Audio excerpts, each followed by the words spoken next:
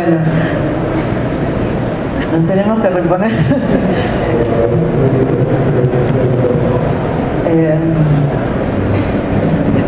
Esto tiene el negro, que aunque no esté, su obra nos lo sigue trayendo y es como que está él relatando estas historias maravillosas que las ha plasmado tanto en cuentos como en pocas novelas y mucho humor gráfico a través de personajes gloriosos que he tenido el privilegio de poder acompañarlo en parte de su etapa laboral.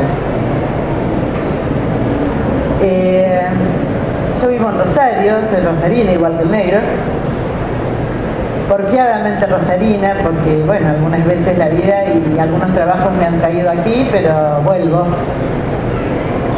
Y el negro hacía lo mismo. El negro trabajaba a partir de estas posibilidades de ser conocido y reconocido aquí en Buenos Aires. Esto le abrió un panorama a nivel nacional, incluso después internacional, que pudo haber elegido otro lugar para vivir, pero bueno, siempre volvemos a nuestra tierra, de la cual evidentemente pasa algo que no podemos salir. Por el año 90, 91, yo trabajaba en una revista en Rosario que publicaba historias regionales y me llama el negro y me pregunta si quería diagramarle, si me animaba a diagramarle un inodoro Pereira. En aquel momento era el número 17. Me contó de qué se trataba, que él lo hacía con Ediciones de la Flor, lo terminaban aquí, pero que él no estaba muy conforme con el resultado gráfico, que costaba mucho en la tira.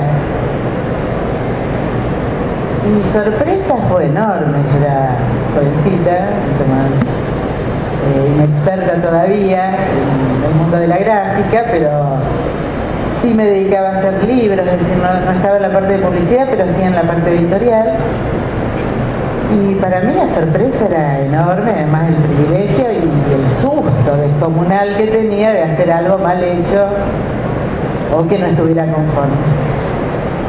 Él lo que pretendía era resolverlo cerca de donde él vivía, cosa de que si él veía inconvenientes, poder resolverlo antes de la etapa final de impresión, que eso sí se hacía como siempre aquí en Buenos Aires. Y bueno, salió ese número 17 de Inodoro, del cual nunca recibí, qué bárbaro, me encantó, nada. Pero después vino el 18, el 19, los últimos boogie. Y bueno, fue una relación laboral que continuó hasta que partió. Eso me llevó a conocer a los editores, a Daniel y a Cookie, y a ser partícipe de una relación laboral inédita. Pocas veces he visto en mi vida una amistad tan fuerte como la que ellos han tenido y un respeto de trabajo y de reconocimientos de las tareas de cada uno, como la relación del negro y Daniel, que principalmente yo los veía a ustedes interactuando.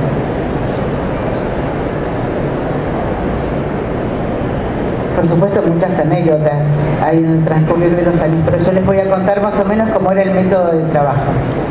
El negro hacía estas tiras de Inodoro en forma quincenal para el diario Clarín, posteriormente pasó a la revista y se publicaban cada 15 días. Eso sumaba un total de unos 25 originales que, llegado a fin de año, se preparaban para ser publicados ese verano para la Feria del Libro, como ahora, al año siguiente. Ahí empezaba mi tarea. Así que yo, como método de trabajo, no leía las tiras durante el año para no quedar influenciada sobre las historias. Entonces, cuando las recibía eran nuevas. Para mí eran vírgenes, no habían sido vistas todavía. Esa primer llegada a mis manos ya tenía una corrección de Daniel. porque el negro hacía todo. Hacía primero una historia, un guión gráfico, es decir, tenía que saber de qué se iba a tratar la historia, contarla, y después recién que la tenía pensada, a veces iba tomando apuntes en distintos momentos del día, de viajes, de situaciones que lo iban enriqueciendo en ese diálogo siempre desopilante entre Inodoro, su perro Mendieta, y visitantes variados que llegaban. Entonces, una vez que tenía el guión, hacía el dibujo, él lo dibujaba, el viejo sistema que se hacía siempre, el dibujante usando su habilidad en forma manual, no digital. Y después, en una copia que hacía de ese material, se lo mandaba a Daniel para errores de ortografía, errores de estilo. Por más que fuera un gauchito que hablara tergiversando muchas veces el lenguaje, había cosas que sí había que corregir. Entonces, lo que me llegaba a mí eran esas tiras ya con la primer lectura de Daniel en corrección, y corregía esas copias, nunca los originales, el cartón real del negro, y ahí empezábamos el trabajo de pasar unos cartones que eran de 35 por 50 en vertical en un libro cuadrado de 5 o 6 páginas en correlación, es decir, era siempre un rompecabezas. Pero yo creo que fue el trabajo más divertido que tuve en mi vida. No podía parar de reírme, y de año en año me pasaba lo mismo, así como cuando Gustavo leía el cuento, se te van visualizando las imágenes, y para mí puedo decir que ha sido un privilegio acompañarlo a él en esta tarea. Los diagramadores tenemos que acompañar la buena lectura de un trabajo, no a veces ser estrellas de esos trabajos cuando se hacen esos diseños que nadie entiende por dónde se empieza, sino acompañar una posible, correcta, y a disfrutar una buena lectura de un material. Así que esa era mi tarea concreta con esta obra, que después también tuve algunos otros privilegios, como poder trabajar en la compilación que se hizo de los 20 años de Inodoro y todo Boogie, creo que fue por los años 98, 99. Solo voy a contar una anécdota que lo pinta también en ese reconocimiento que, bueno, Buenos Aires le da a partir de ser conocido a nivel editorial, a nivel laboral. Pero el negro ya era conocido en Rosario. Rosario es una ciudad chica, ahora puede ser un poco más vistosa, se ha puesto bastante de moda, tenemos gente por todos lados del fin de semana, no podemos ni estacionar nosotros, no sé qué pasó, pero se han vuelto medio locos, van todos a ver qué pasa en Rosario. Pero en ese momento el negro tenía las costumbres, por supuesto, muy metódicas, de trabajar más o menos entre las 9 y 10 de la mañana a 6 de la tarde, todo el día, en su estudio, solo. No tenía secretario, él solo. Y a las 6 partía otra vez para el centro, él vivía en la zona de Alberdi, partía para el centro a encontrarse en el famoso El Cairo, el café de sus amigos, que bueno, fue una costumbre de toda la vida.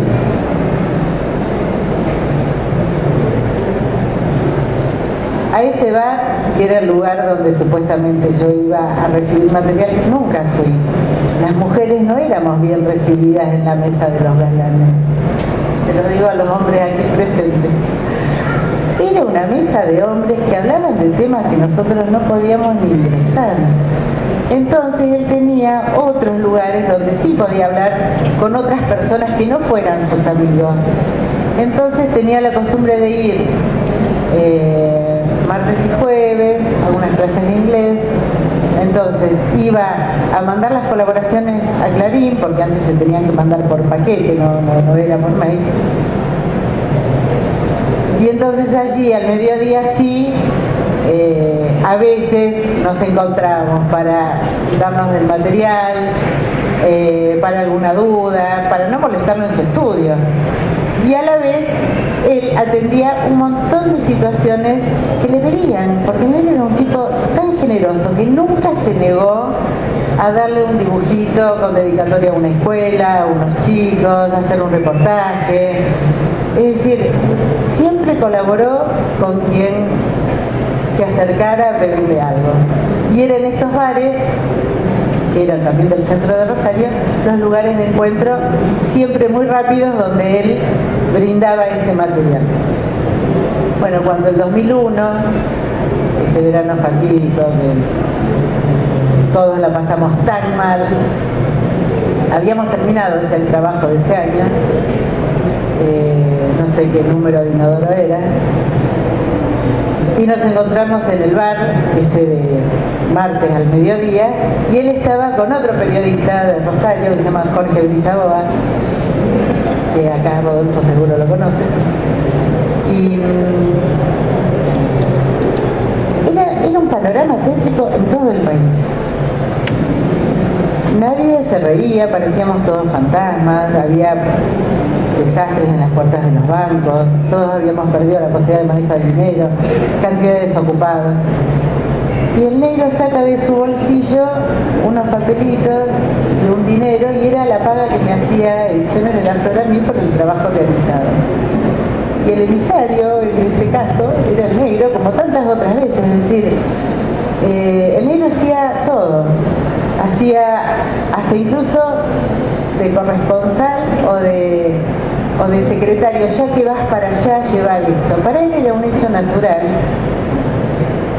Bueno, recibo eso, después, pocos días después, le escribo un mail a Dimitri agradeciendo el pago así tan cordial en un mundo tan terrible. Y Jorge Brizaboa dice, si yo cuento esto que acabo de ver, no me lo van a creer.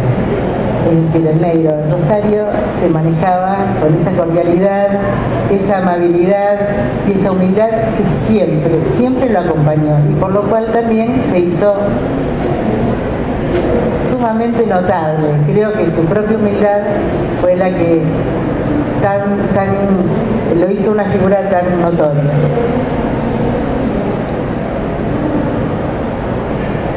Y después de esta bella relación laboral que he tenido con él,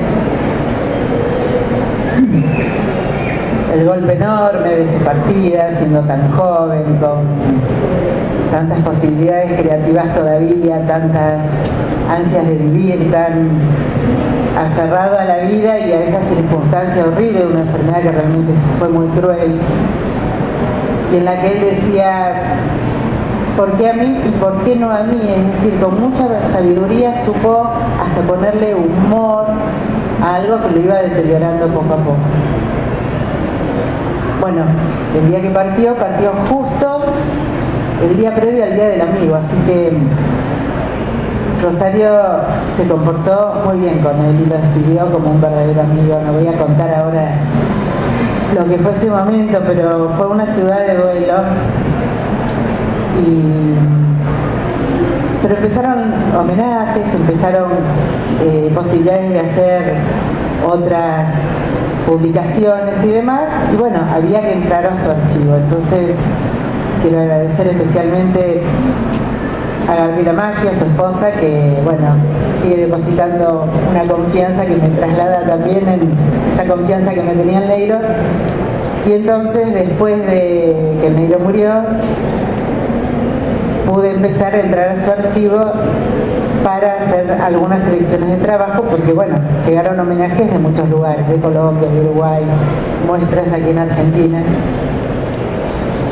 Y lo que quiero expresar también es ese agradecimiento, esa emoción, y sentir que lo que me ha brindado el negro en la vida es un enorme privilegio, y a su partida sentir que bueno, me siguen distinguiendo con esta posibilidad de seguir trabajando con su obra. Nada más.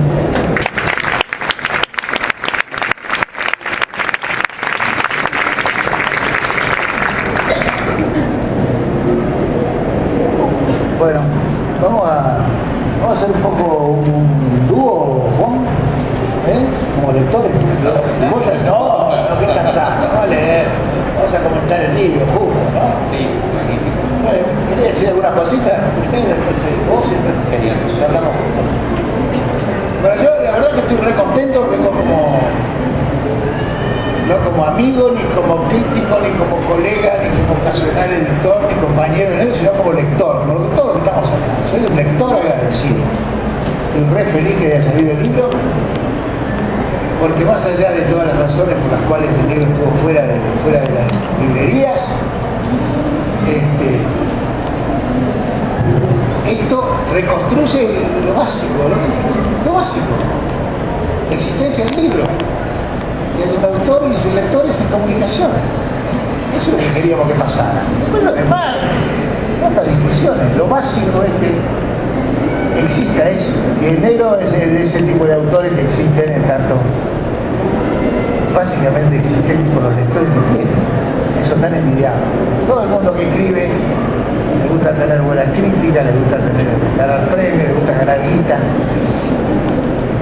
y le gusta tener lectores. Pero básicamente lo que todos deseamos y todos envidiamos son los lectores. Porque somos lectores porque nos gusta que nos lean. Y yo me reivindico como lector de Fontana Rosa. Así que es la primera razón por la cual estoy muy feliz de que este libro haya salido, este hermoso libro negrito haya salido, es porque lo podemos leer. Ha salido, estaba escondido y ahora salió.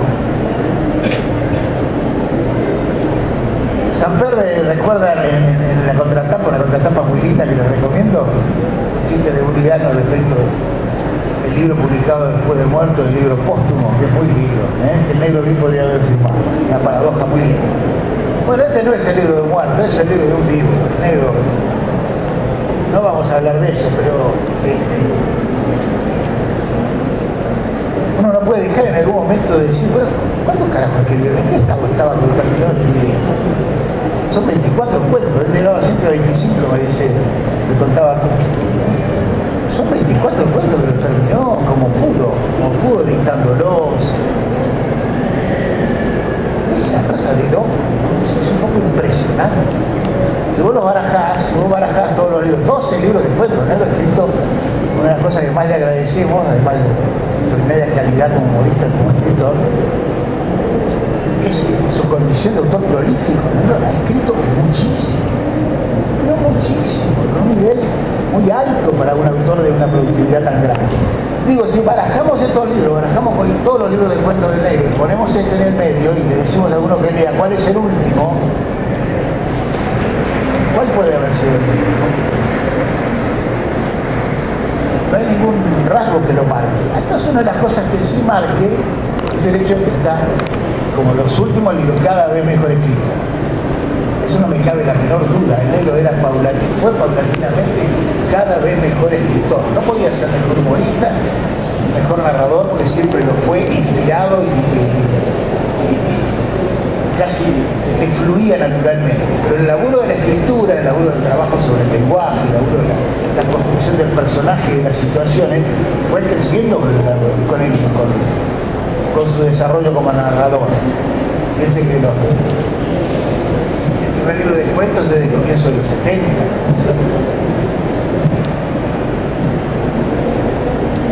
Así que es un libro para celebrar, absolutamente para celebrar.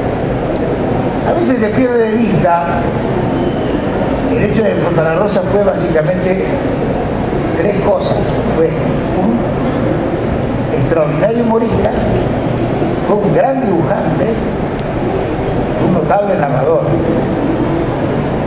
Si hubiera sido una sola de esas cosas, si hubiéramos separado nada más que una de esas tres cosas que el negro fue, le habría bastado para ocupar un lugar muy importante en la cultura argentina. Pero él, equilibradamente, en distintos momentos y de distintas maneras, fue apoyándose más en una cosa, mezclándola, separándola. Y así como fue abandonando de algún modo el espacio privilegiado al dibujo, siendo un notable dibujante, fue abandonando de algún modo el dibujo, haciéndolo más funcional respecto del humor.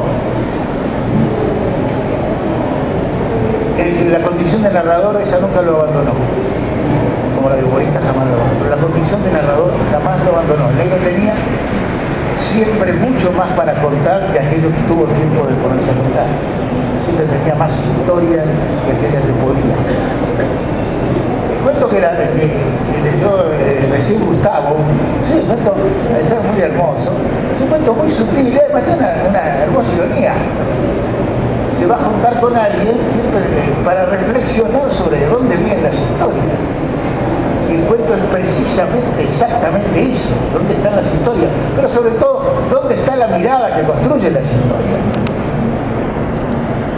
La capacidad de un notable narrador como él está en que, por sobre todas las cosas, no hablaba al pedo como habla uno en general, sino que oía, escuchaba mucho, miraba mucho, leía mucho. Es decir, que ese concepto de usina que tenía para el humor, el humorista era una especie de usina que se cargaba y luego de eso destilaba. En él fue una cualidad. Era un tipo absolutamente perspicaz, un tipo con una capacidad de observación extraordinaria, ¿no? Con una sutileza, con una, ¿cómo podríamos decir? Con un don de transmitir luego aquello que percibía, muy poco usual. Por eso nosotros hemos considerado siempre que el negro, la crítica ha vivido equivocada, porque como decía Juan Villoro hace un rato,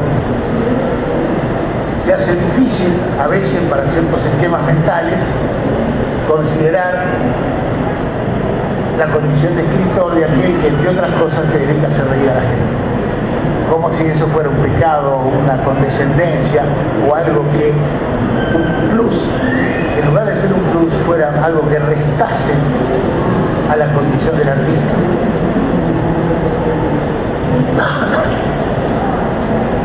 Tenemos la suerte de que el negro tenía, y siempre lo dijo, cierta aptitud o cierta vocación por la rutina, así lo expresaba. Lo que describía Marina respecto a lo que puede contar Gabio, que puede contar todos los que estuvieron cerca de él, era la contracción al laburo. Al negro le gustaba laburar, le gustaba hacer lo que hacía. Y a esa condición de laburante que encontraba la inspiración, lo encontraba trabajando con los grandes artistas, debemos el hecho que hasta el último momento armó su librito que disfrutamos. Para hablar del libro hablamos justo, ¿qué te parece, Juan? Están todos los grandes temas del libro, es un hermosísimo libro. Como era el último fue un libro, el último que publicó en vida fue un libro impecable, ¿no? Y este también, están todos los temas, y ahí incluso pasa el tema del fútbol, pero no es un cuento de fútbol. Porque una cosa son los temas, los argumentos, estos son los grandes, ¿cómo podemos decir? No los argumentos ni las tramas, sino ciertas constantes que hay en Fontana Rosa que pasan como subterráneas. Por ejemplo, la cuestión de la comunicación, la cuestión del lenguaje, es básico, ¿no? La cuestión de hay un cuento que es sobre la mirada de los otros, el ser percibido por cómo percibir y cómo ser percibido, los equívocos, la literalidad del lenguaje, son variaciones sobre ese tipo de temas, ¿no? Sí, bueno, yo antes que nada quería dar las gracias por estar aquí, es un sueño hecho realidad, acompañar a los amigos de Ediciones de la Flora, a Daniel y a Cookie, que bueno, yo me formé leyendo estos libros en México y también me formé leyendo a Fontana Rosa. Lo primero que conocimos mi generación fue Buggy el Aceitoso, que se publicaba en la última página del principal semanario político de México, la revista Proceso, y como muy bien dijo Gustavo, dignificó lo popular el negro Fontana Rosa, en el sentido de que no trató de darle un color local populachero a su obra con estas voces y estos temas, sino que demostró que ahí está una vida tan misteriosa y tan rica como la que nosotros solemos pensar que está en una sinfonía o en una ópera. Entonces esta capacidad de dignificar lo popular autorizó a muchos autores a hacer otras cosas, y me encanta estar con Juan Sasturain en esta mesa, porque si alguien ha hecho eso es precisamente él. Recuerdo el texto Messi, autor del Quijote, uno de los mejores textos que jamás se han escrito que es al mismo tiempo uno de los mejores textos que se han escrito sobre literatura, un tema de Borges aplicado a la copia que hizo Messi del gol de Maradona. Y eso es la manera de operar de Fontana Rosa, ese registro que pasa muy libremente de un misterio chino, ¿no?, a la comida china, es decir, de una leyenda a la cotidianidad, y esa capacidad que tiene para mezclar a través de la conversación los más diversos temas. El general Omar Torrijos decía: uno escoge a sus amigos pero no a sus enemigos, inevitablemente, y nosotros tenemos siempre la ilusión por los autores que nos gustan de considerarlos de alguna manera nuestros amigos, pero yo creo que Fontana Rosa generaba un milagro superior, que es que sentíamos nosotros que él nos había elegido como amigos, es decir, que tenía nuestra confianza para contarnos sus cosas y llevarnos a esa mesa del Café El Cairo y hacernos partícipes de la intimidad, con una estructura que parece por momentos copiar un poco a los desórdenes de la vida, porque muchas veces los relatos de Fontana Rosa se construyen a partir de alguien empieza a contar una historia, como en esta que acabamos de ver. Dos personas se van a reunir para ver cómo surgen los temas de las historias, y hay una interrupción. Alguien interrumpe, muchas veces en el caso de los cuentos que se ubican en la mesa de los galanes, llega alguien con una teoría peregrina, por qué las mujeres de Rosario son guapísimas, y alguien desarrolla la filosofía de que, bueno, es que están obligadas a bajar en una cuesta muy empinada rumbo al río, y de tanto bajar esa cuesta empinada tienen los mejores cuerpos de Argentina, y eso parece sostenible durante unos segundos, y luego a alguien le parece una pelotudez total, y entonces cambian de tema, y ahí empieza el cuento por otro flanco, ¿no? Entonces esta capacidad de contar historias que se interrumpen como para que la vida entre a ellas, ¿no? Entonces nos asoció Fontana Rosa con su repertorio de gustos y nos hizo sentir que formábamos parte nosotros, antes de que lo conociéramos, de sus amigos más queridos, con esa confianza que tenía de decirnos una indiscreción o algo esencial. Y lo que tú mencionabas, Juan, del humor, yo creo que es muy cierto, ¿no? Hay a veces cierta idea de que el que divierte y tiene sentido del humor es un escritor simpático pero poco profundo, ¿no? Un gran humorista mexicano, Jorge Ibargüengoitia, escribió un texto que se llamaba Humorista, agítese antes de usarse. Editado por De la Flor, además. Exacto, editado por Ediciones De la Flor. Los relámpagos de agosto fue, ¿verdad, Daniel? Sí. Y entonces Ibargüengoitia decía: bueno, cada vez que me dicen qué divertido eres, siento que me están diciendo lástima que no seas desgarrado, doloroso, profundo, porque entonces esto realmente sería literatura. Y entonces Fontana Rosa ha corrido el albur de, al ser tan divertido y al mismo tiempo ser tan buen dibujante, que se piense, bueno, la literatura era un divertimento. Pero como ha señalado Juan, pertenece a la mejor literatura en el idioma, y a mí me hace pensar su sentido del humor en una frase de Augusto Monterroso, el escritor guatemalteco, que decía: el verdadero fin del humorista es hacer pensar y a veces hasta hacer reír. Es decir, lo más importante del humor es pensar de otra manera, y luego, si además eso causa gracia, como ahora lo pudimos ver en la lectura del cuento de Fontana Rosa, pues qué mejor. Y hay eso, pues esa capacidad que él tiene de incorporarnos en sus temas, y en este relato empieza y cierra con cuentos de fútbol. Pero hace rato tú comentabas muy bien que no son cuentos sobre fútbol, sino son cuentos con fútbol. Como tantas veces en Fontana Rosa, se trata de un pretexto de la vida cotidiana para llegar a un misterio. Por ejemplo, el último cuento del libro, que habla del peso de la mirada. Se ha dicho que las cuevas de Altamira se han desgastado por los flashes de los turistas, y de pronto él reflexiona: bueno, ¿en qué medida nosotros nos desgastamos por los flashes, las cámaras que nos toman, o por las miradas que nos contemplan? Y esta historia de un futbolista que es visto en un estadio y siente lo que se llama en el argot futbolístico el peso de la camiseta, pero en realidad él siente el peso de las miradas. Es alguien que está siendo desgastado, se va convirtiendo como en un pez de las profundidades de tanto servicio. ¿En qué medida nosotros desgastamos a los demás a través de la mirada? Recuerdo un concurso que hubo en México de una mueblería que se llamaba El Bello Durmiente. De un pobre tipo se se sometió a este concurso y durante 30 días tenía que dormir en la vitrina de los muebles Viana, y si podía dormir en la vitrina durante 30 días iba a ganar la sala en la que había dormido, ¿no? Entonces era un pobre tipo en pijama, y al principio todo el mundo, yo me acuerdo, yo era niño, lo fuimos a celebrar y gritábamos y le hacíamos vítores y todos, bello, para que durmiera ahí. Pero al cabo del mes era un hombre totalmente deshumanizado por haber sido visto como que estaba en una pecera, exhibido, ¿no? Ahí durmiendo, tenía una caseta donde iba a hacer sus necesidades, regresaba, y al final era un zombie.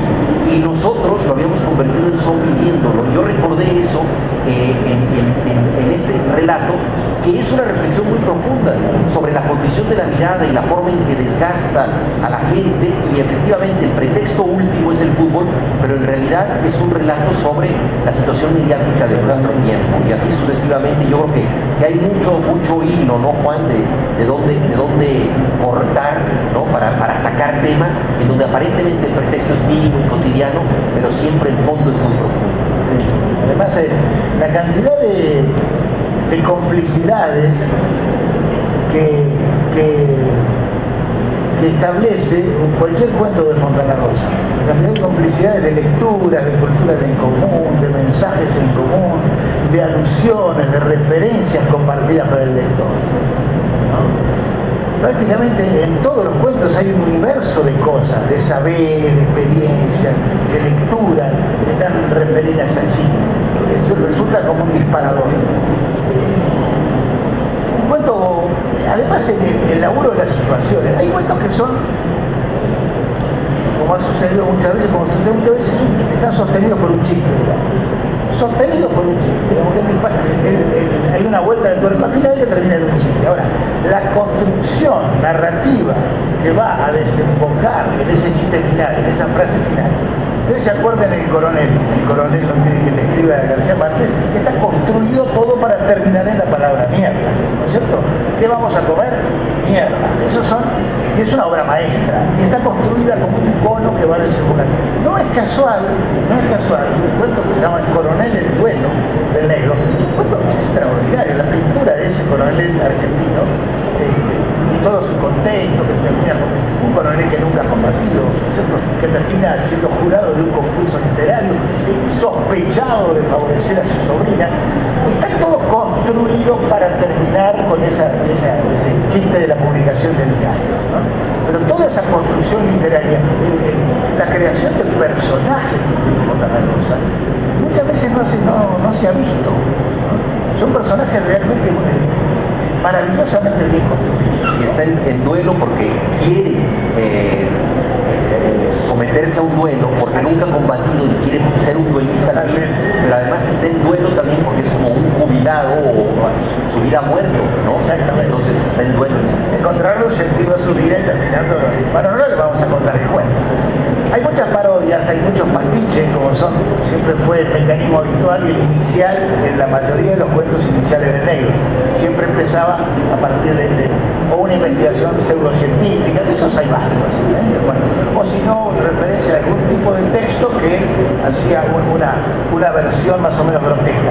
Pero además hay lo que se llamaban cuentos puros, digamos. Cuentos de los cuales no hay una referencia a un texto determinado, que no son variaciones sobre determinado. Y hay un par, alguno de ellos, Los secretos de la comida en China, que es un cuento perfecto, es un cuento muy hermoso, es un cuento muy hermoso. Y hay otro que se llama Perro de Consorcio, construido también solo para un desenlace puro, un desenlace de cuento limpio y redondo, que es muy hermoso. Yo agregaría también de cuentos puros, Juan, por ejemplo, El único árbol, que ese es extraordinario. El esto en la pampa, en una planicie total, no hay ninguna planta, pero de pronto pues un pájaro trae en su estómago una semilla, la versión legendaria, ¿no? Arroja la semilla y entonces crece un árbol único. Y naturalmente en un sitio donde no existen árboles, ese árbol se convierte en una especie de templo vegetal, es un tótem, porque es el único en su género, y entonces empieza a ser adorado. Y es una visión del campo, de la pampa, que yo, por ejemplo, de pronto asocio por algunos relatos, curiosamente, a lo mejor es muy desaforada la comparación de César Aira, cuando César Aira, por ejemplo, el vestido rosa y esa idea como metafísica de la pampa, y hay unos matorrales enormes que giran en la pampa, que dicen que cómo llegaron ahí, vinieron huyendo del socialismo, dice ahí. Y esos matorrales que huyeron del socialismo son tan grandes que de pronto ensartan a una mujer y se la llevan robando, ¿no? Entonces, una visión totalmente fantástica de la naturaleza en esa planicie metafísica, y es un cuento de orden fantástico extraordinario. El fantástico está introducido siempre naturalmente, ¿no? Sí, además así muy cotidianamente se empieza a decir, bueno, vinieron huyendo del socialismo, y sí. Claro, además los lugares, y están todos esos chistes que tienen que ver con el uso del lenguaje, ¿no? Una localidad del sur de la Patagonia, ¿cómo se llama? Se llama Clericó, ¿no? Esas cosas de negro, nunca sí que se llama Pantén. Es decir, que suena simultánea de todas las alusiones. La tierra se llama nadería, ¿no? La tierra se llama nadería, ¿no? El árbol es un invento, es un argibay, ¿sí? Es argibay, como Alberto Argibay, no es un árbol en realidad, sino algo que suena como un árbol. Esa capacidad de alusión, de buscar la complicidad del lector, ¿no? Todos esos códigos compartidos para transgredirlo, para tomarlo en joda, ¿no? Nada, bueno, hemos disfrutado como locos, ¿no? Como locos, sí. No, y dentro de esas complicidades, pues también alguna vez Gabriela Maggi me invitó a dar una charla sobre fútbol y literatura, nada menos que en Rosario, y le pusimos de título aquella frase de Maradona: la pelota no se mancha. Sí. Y alguien me preguntó después, bueno, ¿y usted de qué equipo es hincha? Y yo, por esta voluntad de complicidad con el negro Fontana Rosa, dije del Rosario Central, y además porque es el único equipo que en la camiseta tiene una obra de arte, que es un dibujo de Fontana Rosa, ¿no? En ese momento la mitad de la sala se salió porque eran de Newells. Eran de Newells y me esperaron afuera y me increparon. Entonces ahí me di cuenta que había exagerado, o sea que también yo quería pertenecer, pero que no tenía los merecimientos suficientes, porque ni quería ni odiaba tanto como para meterme en ese problema. Pero son las cosas a las que te lleva la literatura de Fontana Rosa, que quieres ser de Rosario Central, aunque no sepas muy bien, entonces tienes que encarar a los de Newells.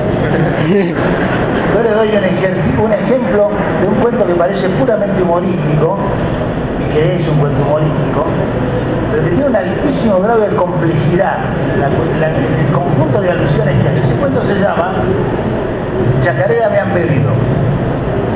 Chacarera me han pedido está tejido de algún modo sobre un trasfondo, no sé si se llama intratexto, pretexto, como se llame, de la leyenda de la Zamba de Vargas.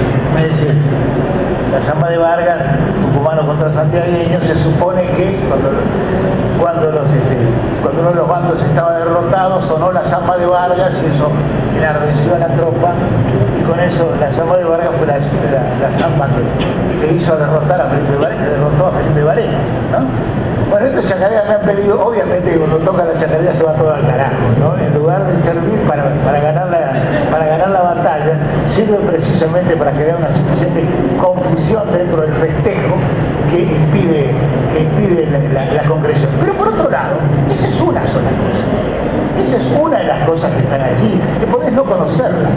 Pero por otro lado, la existencia mismo del protagonista, que es un militar, de nuevo un viejo militar, se llama Tristán Isoldo, Tristán Isoldo se ha formado, no me acuerdo el apellido ahora, porque se ha formado en la escuela alemana, formado en Alemania, que baja con toda su parafernalia teórica, etcétera, a combatir contra lo que hay acá, digamos, contra los montoneros de entonces, ¿no? Es Rauch, es el general Rauch, por ejemplo, que muere acá en la Vizcachera, es decir, es toda la tecnología, todo el mito de la formación prusiana trasladada a la pampa argentina, ¿no? Todo es así. Todos los cuentos del negro están entrecruzados, toda la cultura argentina, todos los saberes, toda la lectura, las canciones, la cultura cultura del fútbol, la cultura del... Todo, está todo entreverado, es una riqueza infernal. Y nos faltan los cuentos también, esos cuentos bien, como podemos decir, esos cuentos bien, como los que vos has usado, Gustavo, que son obras de teatro, pequeñas obritas de teatro. Hay uno que le da título al libro, Negar Todo, en cámara fija, una habitación de una casa, cámara fija y empieza la acción. Los personajes se mueven, actúan, es extraordinario, es una obrita de teatro, ¿no? Sí, normalmente cuando un cuentista o un novelista utiliza el diálogo, lo utiliza en forma de conversación para informar de detalles de sus personajes, pero en el teatro y en Fontana Rosa el diálogo es una forma de la acción.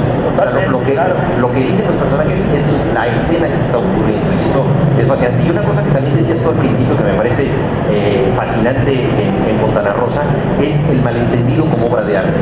Es decir, que de pronto un pequeño enredo, y el cuento que da título Negar Todo es precisamente un malentendido. Como un malentendido, si se lleva hasta sus últimas consecuencias, es una fábula, ¿no? Porque claro, es un hombre que es sorprendido con otra mujer, lo niega, llega la mujer y dice, pero ¿quién es esta persona que está aquí? Dice, pero si eres una alcohólica, estás alucinando que hay alguien aquí. Y luego resulta necesario que la persona que está ahí sí aparezca, y entonces dice, oye, bueno, ya puedes salir de debajo de las sábanas. Y dice, pero si yo soy una alucinación de tu mujer, porque ya había acusado a la mujer de que ella estaba imaginando todo. Entonces ese pequeño malentendido, que suele ser un chiste tomado en serio y llevado a sus últimas consecuencias, es el arte de la fábula. Ya cuando una persona real se convierte en personaje literario por obra del malentendido. Y además lo literal. Siempre el lenguaje, está siempre el lenguaje. Fíjense que la mayoría de los libros de cuentos del negro Fontana Rosa tienen por título una expresión coloquial. No sé si he sido claro, ni hablar de lo primero, ¿no es cierto?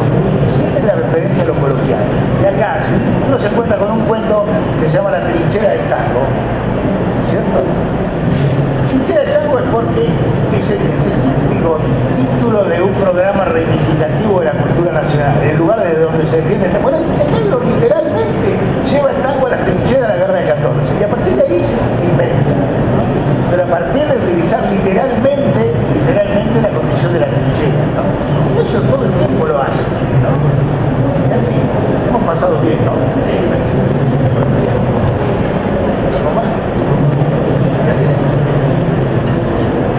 ¿Va a salir otro?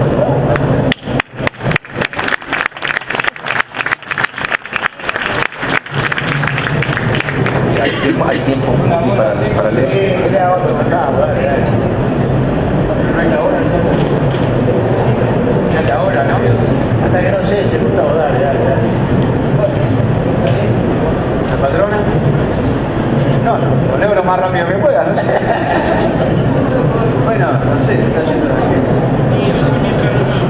Entonces me parece que tampoco ya... Bueno, como quieras. Yo para mí también le quiero agradecer a Daniel y a Cookie, que es un honor enorme para mí que me hayan invitado a leer un cuento de Fontana Rosa, mi escritor preferido de siempre. Así que muchísimas gracias por este honor que me dieron.